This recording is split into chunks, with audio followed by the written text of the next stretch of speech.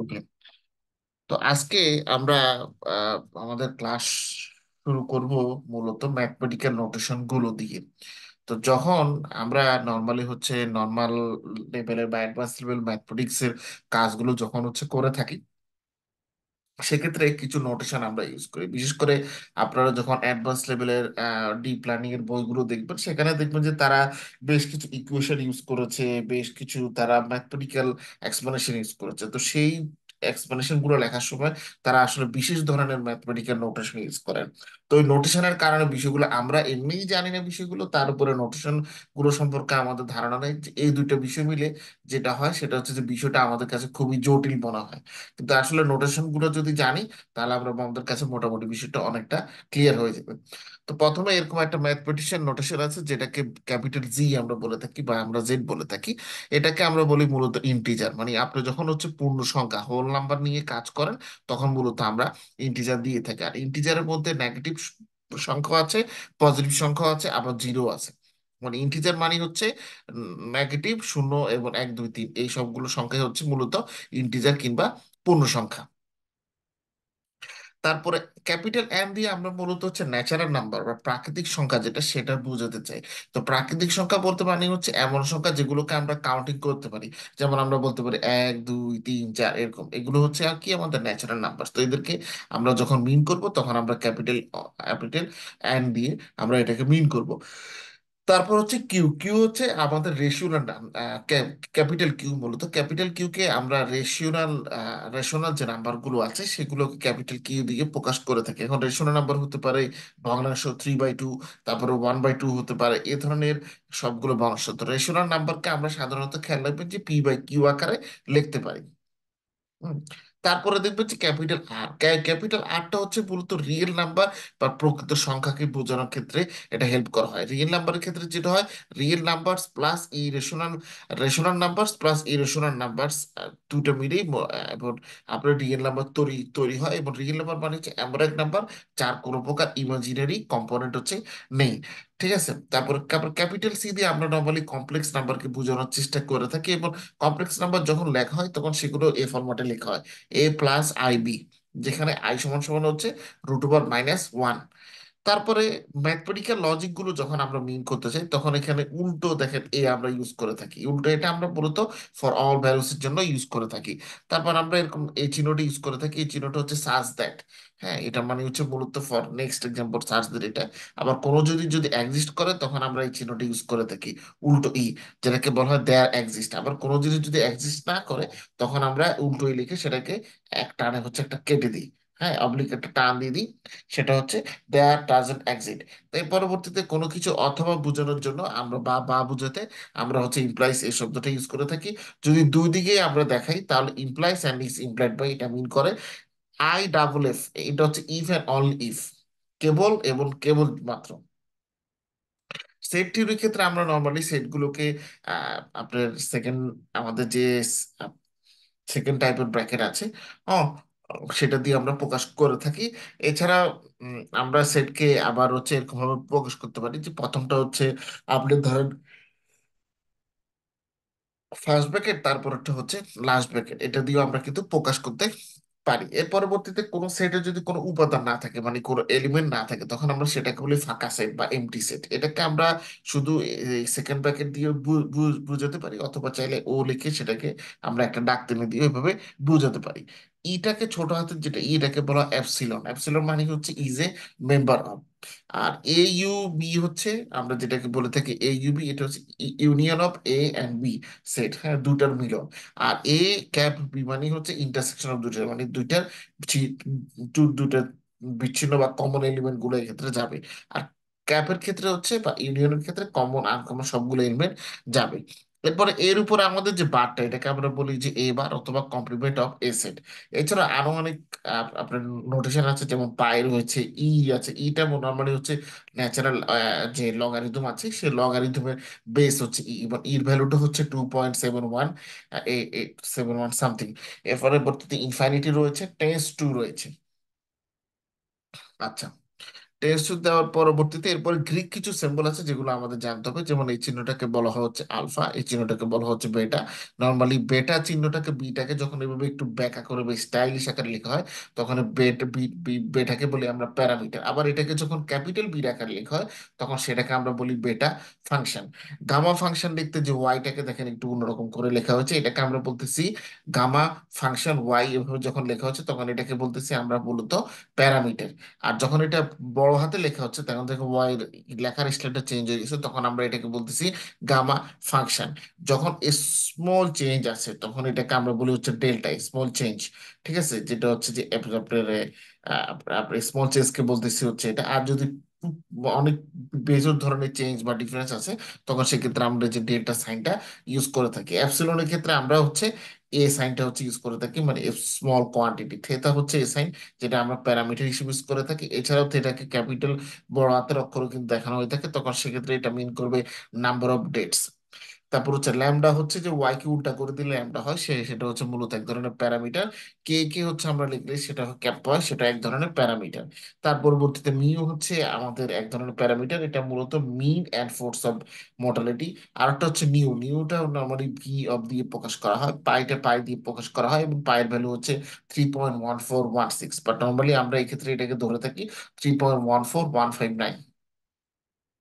তারপর রো বলে থাকি, যে পির মতো যে অক্ষরটা আছে সেটাকে আমরা আপনার রো বলে থাকি। আবার এখানে এইটা ডাবল আই দিয়ে যে দাগ গেছে, এটা মানে হচ্ছে প্রোডাক্ট কিংবা গুণফল।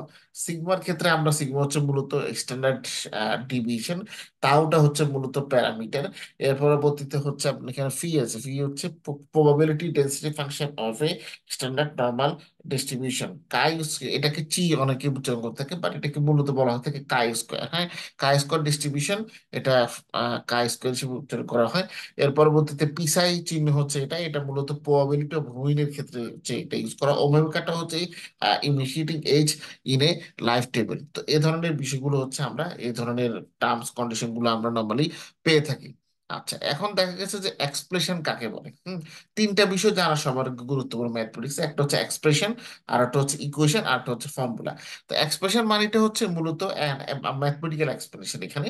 So a mathematical expression is a way, is any combination of mathematical symbols that can be evaluated to give an answer. তো মূলত ম্যাথমেটিক্যাল এক্সপ্রেশন হচ্ছে মূলত এমন এক ধরনের কম্বিনেশন যেখানে অনেক ধরনের সিম্বল আছে, এবং যার মাধ্যমে মূলত একটা আনসারকে তারা এখানে আপনার নির্ভর করতে চাইছে। দেখানো যেটা হয় সেটা হচ্ছে এখানে যে জিনিসটা হয় সেটা usually the expression involve more than one symbol. Normally এক্সপ্রেশনের একাধিক তাদের হচ্ছে সিম্বল থাকে। Often it includes some letters x y যেটা এটার মধ্যে থাকতে পারে, and usually the answer is numerical but not necessarily। তো এখন যেটা হচ্ছে ধরেন এখানে আমাদের কাছে একটা এক্সপ্রেশন আছে কিরকম, যে দুই সাথে দুই যোগ করলে কত হবে। তারপর 1.09-এর উপরে যদি আমরা $25 বসিয়ে দিই তাহলে কত হবে। এর পরবর্তীতে হচ্ছে যে and by summation T is equal to হচ্ছে 1। হ্যাঁ, এই ক্ষেত্রে আমাদের কত, আমাদের মানে আমরা কি ধরনের ভ্যালু নিয়ে কাজ করতে পারি, মূলত এটাই, এগুলো হচ্ছে এক্সপ্রেশন। আর ইকুয়েশনটা মানে হচ্ছে equation is just another statement where two expression are equal. যখন দুই ধরনের এক্সপ্রেশন হচ্ছে একসাথে হয় তখন সেটাকে আমরা বলতেছি ইকুয়েশন। তো ইকুয়েশনের ক্ষেত্রে দেখেন দুইয়ের সাথে দুই যোগ করলে আমরা কি চার পাচ্ছি। তো এটা হচ্ছে একদম ইকুয়েশন। এর পরবর্তীতে হচ্ছে ফর্মুলা। ফর্মুলাটা হচ্ছে নর্মালি আমরা ইজি ক্যালকুলেশন পারপাসে ফর্মুলাটা ইউজ করে থাকি তাই। হুম।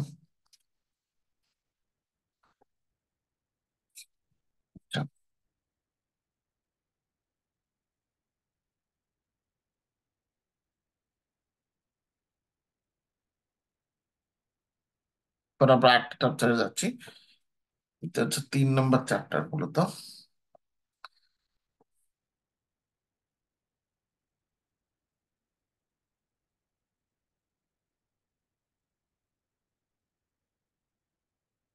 ম্যাথমেটিক্যাল কনস্ট্যান্ট এটাকে বলা হয়ে থাকে স্ট্যান্ডার্ড ফাংশনস। এটা সম্পর্কে আমরা একটু পড়বো। প্রথমে জানা যাক যে এক্সপোনেনশিয়াল ফাংশন, এখানে আসলে সবগুলো ফাংশন বর্ণনা আছে। তো এক্সপোনেনশিয়াল ফাংশন মানে হচ্ছে যে কোনো কিছুর উপরে পাওয়ার আছে। যেমন এখানে এখানে ধরা হয়ে থাকে যে এক্সপোনেনশিয়াল ফাংশন মানে হচ্ছে এর উপরে এক ধরনের পাওয়ার রয়েছে, যেটা ই টু পাওয়ার এক্স, এবং এটাকে আমরা ডিফাইন করে থাকি নর্মালি এরকম করে। তো U to the power X is equal to lim and যে ভ্যালু সেটা জিরোর কাছাকাছি চলে যাবে এবং one plus X by N whole to the power N এই জিনিসটা হবে। অথবা এটাকে আমরা ভেঙে এভাবে লিখতে পারি U to the power X equal to one plus X one divided by two X three divided by T, এরকম হতে পারে। এখন আমাদের যেটা হচ্ছে যে অনেক ক্ষেত্রে আমাদের নেগেটিভ ফাংশন নিয়ে কাজ করা লাগতে পারে। মূলত এই ধরনের ফাংশনকে আমরা বলি inverse of negative algorithm function. Inverse of negative algorithm ফাংশনের সময় আমাদের যে জিনিসটা হয়, if the power is a long expression then a convenient notation is. আচ্ছা, এখন এই যে আমরা ই টু দি পাওয়ার এক্স এর ভ্যালুটা পাচ্ছি, ইন্টারেস্টিং ব্যাপারটা হচ্ছে এই E to the power X এর ভ্যালু কিন্তু কোনোদিনও জিরো হতে পারে না। কেন? কারণ E to the power zero is equal to হচ্ছে ওয়ান। হ্যাঁ, as X gets older hot dogs হচ্ছে ডাইট, ঠিক আছে? তো sorry, X X X gets large so does E to the power X, মানে এই ব্যক্তি দিনে দিনে সে যেমন সুস্থ হচ্ছে ঠিক তদ্রুপ তার হচ্ছে ইএক্স এর স্বাস্থ্য কিন্তু বাড়ছে। And EX gets last but negative E to the power X equal to zero. এবং নর্মালি ইএস এর ক্ষেত্রে যেটা হয় যে তাদের ট্যাক্সের পরিমাণটা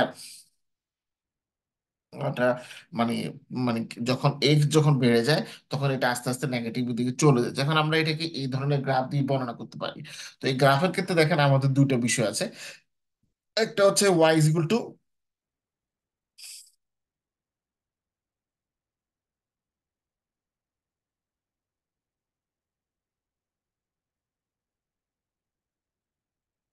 ওকে, তো এখানে দেখেন আমরা একটা সমান সমান আছে Y is equal to 0.5 to the power X, আর একটা হচ্ছে Y is equal to 2 to the power X. হ্যাঁ, এখন আমাদের যে কাজটা হবে সেটা হচ্ছে যে again notice that the groups both groups are interacted in one if they were at exist, তারপর আই এম I am তারপর if for example if they cross the y exit I but exit one, but you must look for the value of the carefully to okay। তো এখানে মূলত আমরা যে গ্রাফটা দেখতে পাচ্ছি এখানে তারা দুটো ফাংশন দিয়েছেন, একটা হচ্ছে y is equal to 0.5 to the power star আর y is equal to 2 the power star, এটা তাদের হচ্ছে ভ্যালু। এখন আমাদের যে কাজটা হচ্ছে করতে হবে সেটা হচ্ছে লগ ফাংশন আমরা দেবো। তো লগ ফাংশন মানে হচ্ছে এটা নিচে থেকে শূন্য দিক থেকে শুরু হবে, এটা তারপর পর্যন্ত হচ্ছে যাবে। লগ ফাংশন হচ্ছে মূলত logarithm principles of A logarithm. হ্যাঁ, তো ওইটা আপনার হচ্ছে লগারিদম হচ্ছে মূলত আপনার log is the integral of the power. Power function আমরা যে কাজটা করে থাকি সেটার উল্টোটা আমরা হচ্ছে লগারিদম ফাংশনে করে থাকি। The graph of the natural natural logarithm function আমরা জন্মনেই যদি আমাদের সাধারণ যে ফাংশন ব্যবস্থা আছে সেটাকে এভাবে গ্রাফে দিয়ে দেখার চেষ্টা করি, তাহলে আমরা মোটামুটি এখানে বেশ কিছু বিষয় দেখতে পারবো। এর পরবর্তীতে পাওয়ার অফ এক্স, তা আমরা মোটামুটি দেখেছি ওয়াই সমান সমান এক্স টু পাওয়ার সামথিং। তো এখন আমরা ওয়াই ইজ ইকুয়াল টু আপনার হচ্ছে 10 টু দি পাওয়ার ধরেন হচ্ছে 20 বা 10 এটা দিয়ে করি, তাহলে কি আসবে? তাহলে যে ফলাফলটা আসবে সেটা আমরা এখানে প্লে করতে পারবো। এছাড়া আমরা আরেকটা কাজ করতে পারি, the graph of Y is equal to X to the power N, where n is an even integer positive integer that have come uh, that have same general shape like us। তখন আমরা এই note that দেখুন যে ভ্যালুগুলো আমরা দেখলাম, এই ভ্যালুগুলোর মধ্যে দেখা গেছে যে গ্রাফটাকে বেশি গোল করে ফেলানো হচ্ছে, গ্রাফটাকে এরকম করে আমাদের করতে হবে। করার পরবর্তীতে আপনারা খুব সহজে 3 এবং 4 আমরা এখানে নোট করে নিতে পারবো। আচ্ছা, আরেকটা হচ্ছে মডুলাস ফাংশন। তো মডুলাস ফাংশনের বিষয়টা খুবই ইন্টারেস্টিং। ইন্টারেস্টিং এই কারণে যে ছোটবেলা আমরা আসলে এই ধরনের বিষয় নিয়ে কাজ করেছি, যদি এটা মডুলার নামে আমাদের পরিচিত ছিল না। সেটা হচ্ছে যে ছোটবেলা আমরা পরম মান বা অ্যাবসলুট ভ্যালুর একটা অঙ্ক আমরা করেছিলাম অনেকে। তো পরম মান বা অ্যাবসলুট ভ্যালুর ক্ষেত্রে যেটা হয় যে একটা গ্লাসের আপনার হচ্ছে একটা বক্স থাকে, সেই বক্সের মধ্যে যখন আপনার নেগেটিভ ভ্যালু দেন তখন সেটা পজিটিভ ভ্যালু হয়ে যায়, আর পজিটিভ ভ্যালু থাকলেও সেটা অলরেডি নেগেটিভ ভ্যালুতেই মুভ করে। তো যেমন আমরা এখানে বলতে পারি যে ধরেন এক্স মাইনাস টু এটা দিয়ে is greater than or equal to three, তখন আমরা যেটা করব 2x ইজ ইকুয়াল টু হচ্ছে 3 + 1 4, সুতরাং এক্স ইকুয়াল টু কত? 2। যথোচিত সময়ে উত্তর বের হয়ে গেছে। আচ্ছা, তারপর হচ্ছে ইন্টিজার পার্ট। ইন্টিজারটা মানে হচ্ছে x means that the integer part, for example 2.89 is 2. This could be amongst the others to give a complete member of years that somehow had lived. It is also do used lot bigger calculation. আচ্ছা, এখানে আমরা যে কাজটা হচ্ছে করতে পারি ইন্টিজারের ক্ষেত্রে আমাদেরকে দেখতে হবে যে আমাদের যে নাম্বারগুলো দেওয়া আছে সেটা m/n এর পজিশনে আছে কিনা। যদি থাকে তখন আমরা মোটামুটি আপনার এটার যে কোশিয়েন্ট আছে সেটা এম কে এন দিয়ে ভাগ করলে আমরা পেয়ে যাবো। আর রিমাইন্ডার যেটা আছে সেটা বের করার জন্য পদ্ধতি হচ্ছে m - n multiplied by m divided by n। তারপর হচ্ছে মিনিমাম এবং ম্যাক্সিমাম ভ্যালু। এটা কিন্তু খুবই ইম্পর্টেন্ট। ম্যাক্সিমাম সময় যখন আপনারা কাজ করবেন দেখবেন যে মিনিমাম এবং ম্যাক্সিমাম ভ্যালু বিষয়টা কিন্তু এটার মধ্যে চলে এসেছে। বিশেষ করে আপনারা যখন ডাটা সায়েন্স মেশিন লার্নিং এর কাজ করবেন তখন দেখবেন যে ওটার মধ্যে মিনিমাম মেশিন লার্নিং এর লিঙ্গুইজটা ইউজ করা হচ্ছে। তার মানে যে মেশিন লার্নিং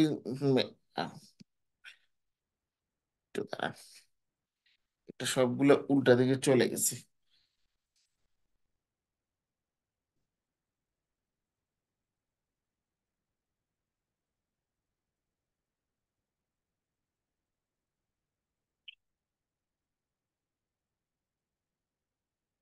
ওকে।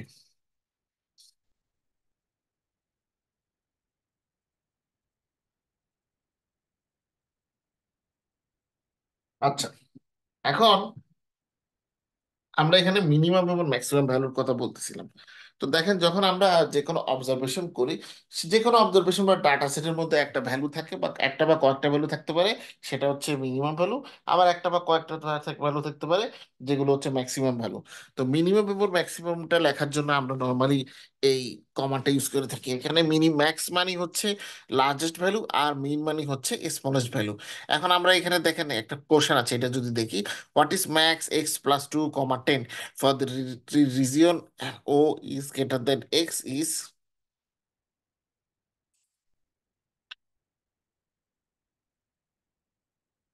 আচ্ছা, এখানে আমরা দেখেন যে আমাদের একটা ইয়ে আছে, ইকুয়েশন আমাদের দেওয়া আছে max x plus 2 comma 10 for the region 0x20। তো এখন এটাকে আমরা কিভাবে লিখতে পারি? এটাকে আমরা লিখতে পারি 10 আর হচ্ছে x+2। হ্যাঁ,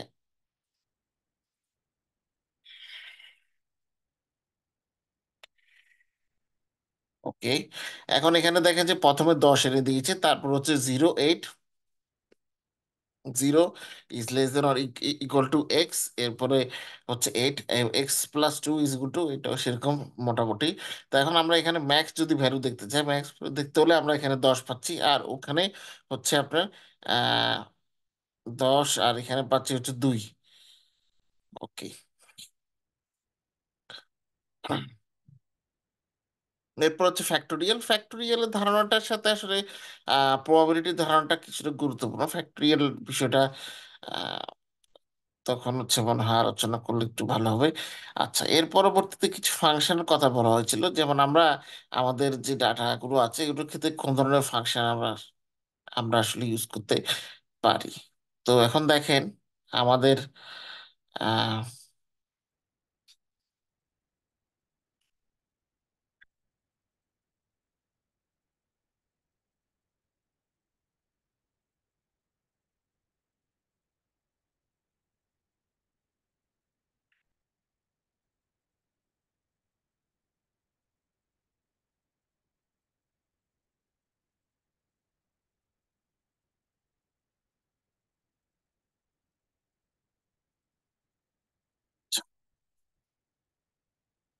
আমরা ম্যাথমেটিক্সে আরেকটা জিনিস আমাদের শিখতে হবে, সেটা হচ্ছে যে উপরে যে ভ্যালুগুলো আছে ইন্ডেক্সের, হ্যাঁ ইন্ডেক্সের কিংবা উপরের।